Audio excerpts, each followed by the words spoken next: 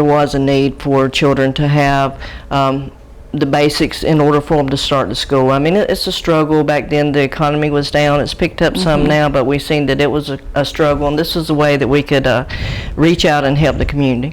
Well, I think you picked the appropriate name, as you said, giving inspiration for tomorrow, because many of the kids, whenever they go to school, it is a struggle for some of the parents. You know, you have to try to get the school clothes and all the supplies that they need, and then you have to get the supplies for the entire year. So what a wonderful way that you all get involved and get back to the community to help give those kids a jump start. Well, thank you. And I see that you have many, many, many community partners involved to help with this event, and there's a need to say why. How many book bags in a year's time do you say you give out? We started in 2005 with 1,000 bags of school supplies. We have increased that over the years to 2,000, so we currently give out 2,000 bags of school supplies every year. And now your Southwild facilities all across the nation participate as well and do similar programs in communities? Yes, they do. We all give different amounts on as far as the book bags are concerned, based on the size of the community, and we do different things where we do ours locally with with the gym and with the city up here. Some of the facilities will give them out at the school or give them out through counselors and things like that. Okay. Well, how does your community partners get involved with this community event? Well, everybody in this community realizes the need, and they care for children, and they see that parents need a little support and help. And so over the years it's evolved until the local businesses will call and say, what can we do to help? What is it that you need? How can we participate? And it's just grown over the years till we have at least 8 or 10 new community partners since we started in 2005. That's awesome. That's awesome. Well, I know you have a great bit, but could you use more? Oh yes, we could always use more. There are other entities here in Douglas and Coffee County that also give away book bags and supplies and everything else to help the community. But we could always use more. Okay. Now, what is the date for the back to school event, Project Gift? It is July the 24th. We will open the doors at 7 a.m. and we'll have them open until noon. Usually by about 10:30 we've given away all the bags of supplies. Wow. So they usually come fast. But there are a lot of other things that the kids can participate in. There are a lot of things that the parents can also learn and gather from it. We offer haircuts, fingerprinting, eye exams, adult learning, GED education. Oh, neat. Right from the start, car seat information and booster seat information. And there's always, the city and police and fire department giving safety information. Okay. So you say the doors open at 7. Whenever parents come up, or grandparents, whomever, with the kids, Correct, to get the bags, walk them through the process that they would need to take and be prepared for to go through to collect the bags and receive some of the other resources. Okay, well, usually whenever we open the doors at 7, people are lined up. We do give away, we'll take the first 30 people there and we'll give them a ticket, and we'll draw for gift cards, Walmart gift cards, so that they can have that to take to Walmart and buy whatever else they need for the child. But once they come in, they'll go through the line, they'll get their book bags, they'll go to Covenant Church and get they'll get the supplies from us. They'll go to Covenant Church and actually get a book bag right there in the same building, in the same complex area. And then they'll go through the corridor into the other gym where they'll have the opportunity, like I said, to either get haircuts or fingerprinting or eye exams and other information that they may need, and other supplies. There'll be other Apple Care and places like that have given us a lot of supplies.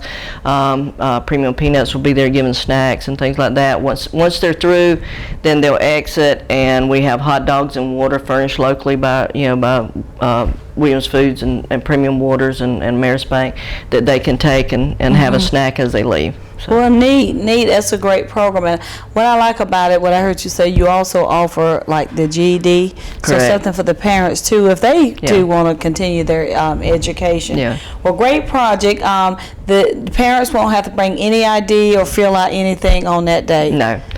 They will not. We will have a member of the Boys and Girls Club there. If they would like more information about that, Judith Artis or someone will be on hand to be able to give them information that they may need to fill out there. But as far as anything else, they do not have to bring anything. Do you have a need for volunteers on this day? Yes, we do. We could use a couple of volunteers to. We actually write down the name of the school and what grade the student is in, so that we can keep up with how many students from which schools come, and also so they'll have their favorite teacher. But we could always use volunteers, and we welcome anyone that would like to participate. Great.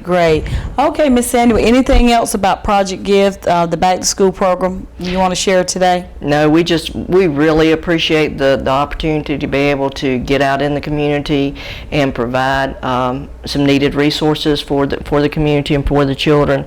But we also are very, very glad to be in a community that supports their children and the school system, and as Douglas and Coffee County do. Well, great. If you would, before you leave, just share contact information with the viewers in case they would like to call. Some partners would like to get involved as well. Okay.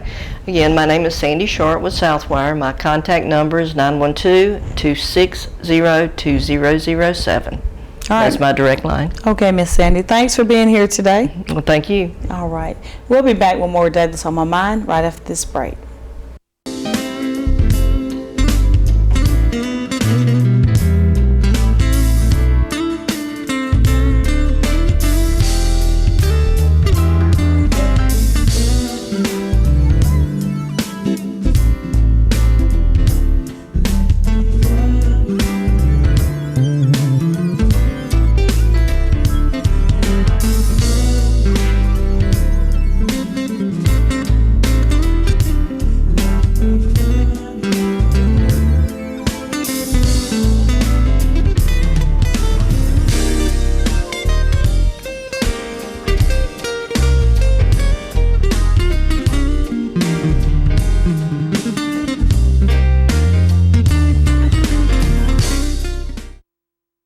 We are back from break, and joining me on the show now is Caleb Barrett. Caleb, welcome to the show. Thank you, ma'am.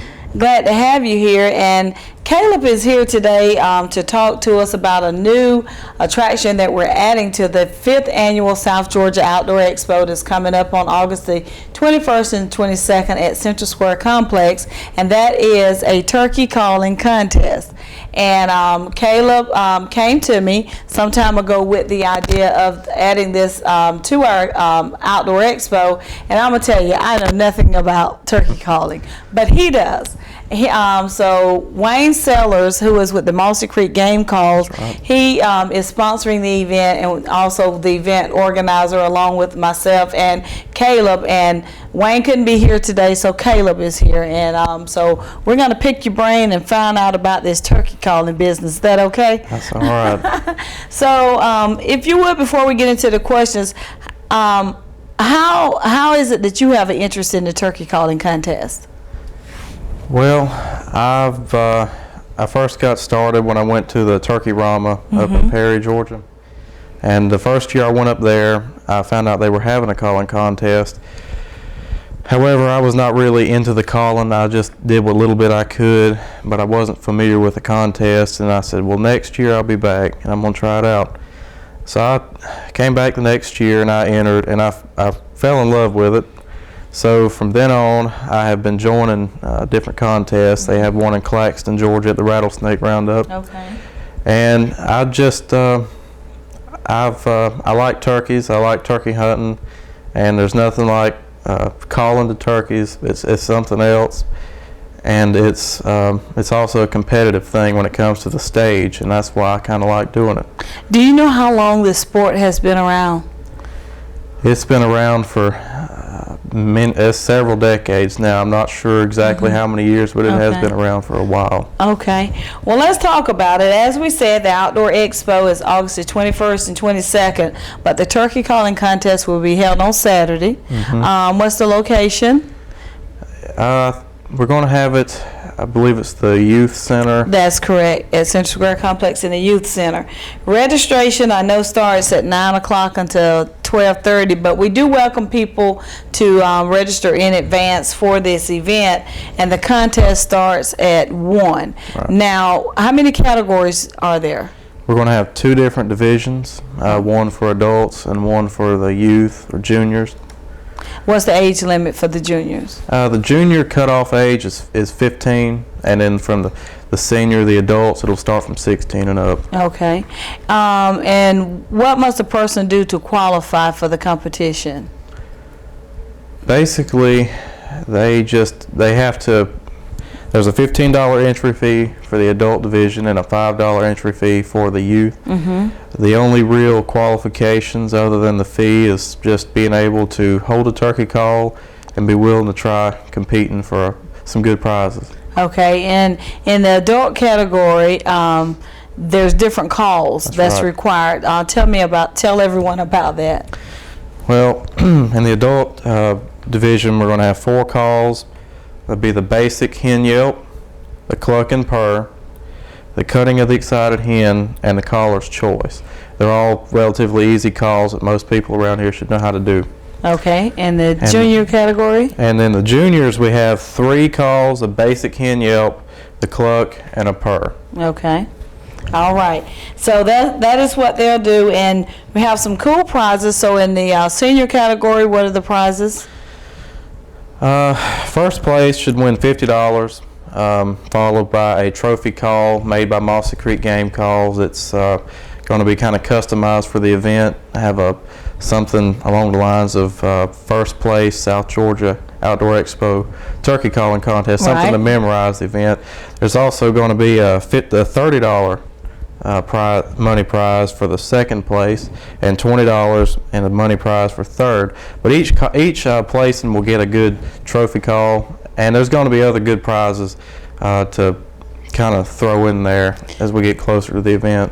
Well, I know you've been working with different people in the community, and we thank you so much for your basically to volunteer to do all this. Who are some of the vendors that you've been talking to, or businesses, to try to get some other prizes? Well, I've dropped by Lot True Hardware, Lot True Value. Hardware. I know Mr. Allott pretty good. He's a turkey hunter, sure enough, and he likes it. And I asked him would he be willing to help us out, and he was on board with it. He thought it would be a really good idea. So before I actually brought it to y'all, I mentioned it to him to see what he thought about it. And he thought it'd be good. I've also been to Big Dan's Army-Navy store. He was on board with the idea. We've also been to some of the local restaurants, Old Times Country Buffet and Flying Cowboy and places like that. And we're slowly trying to get things put together. It's not finished yet, but we're trying to round some things up to make people want to join.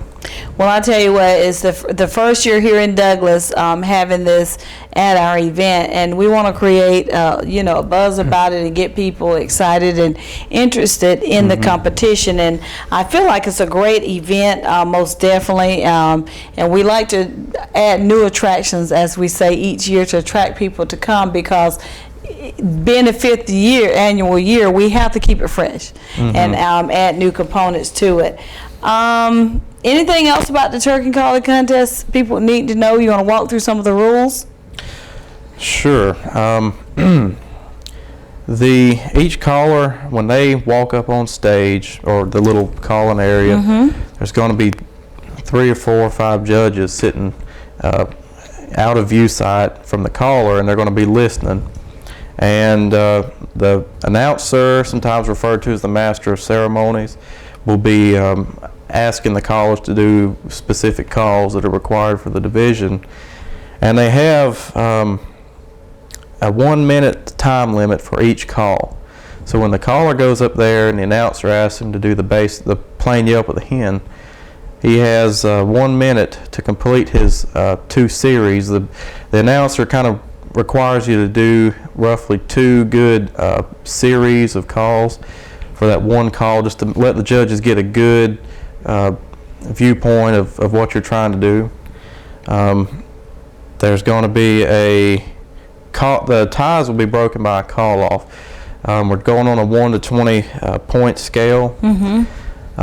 If 2 callers wind up with the same amount of points added up, they will be asked to call again and a call off between those 2 callers, and it'll be down to the nitty-gritty then, because the judges, we're using experienced judges who have experience with turkey calling or turkey hunting, and we're using them because they have what it takes to be able to tell a good caller from a real